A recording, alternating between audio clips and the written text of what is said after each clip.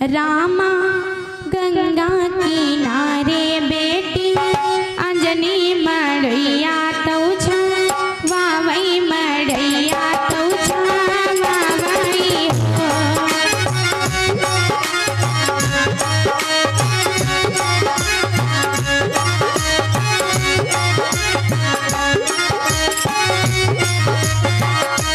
रामा गंगा किनारे बेटी अंजनी मड़ैया तौछा वावई मड़ैया तौछा वावई हो। रामा गंगा किनारे बेटी अंजनी मड़ैया तौछा वावई मड़ैया तौछा वावई हो।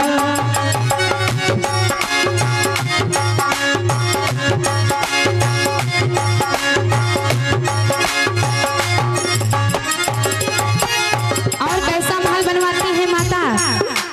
घास फूस का घर हो या ईंट का घर बना हो, घर तो घर होता है। रामा ऐसा महल बनो वावई खेड़ा क्यों नाही राखई खेड़ा क्यों नाही राखई हो। रामा ऐसा महल बनो वावई खेड़ा क्यों नाही राखई खेड़ा क्यों नाही राखई हो।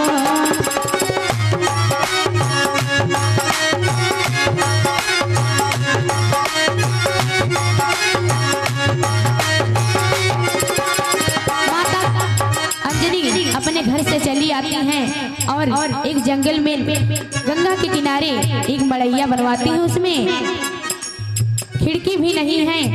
सोचने लगी मैं किसी भी पुरुष का मुंह नहीं देखूंगी तो मेरे पुत्र का जन्म कैसे होगा। इसलिए रामा गंगा से नालू लगो वावई पियाई नीता पनिया पियाई नीता पनिया हो।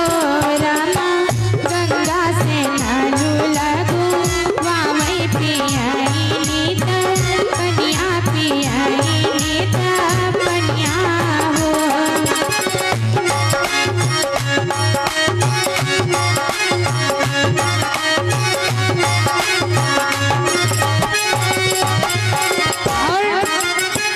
और रामा एक दिवस केरी बात बोले का कामू छूटई बोले का कामू छूटई हो। रामा एक दिवस केरी बात बोले का कामू छूटई बोले का कामू छूटई हो।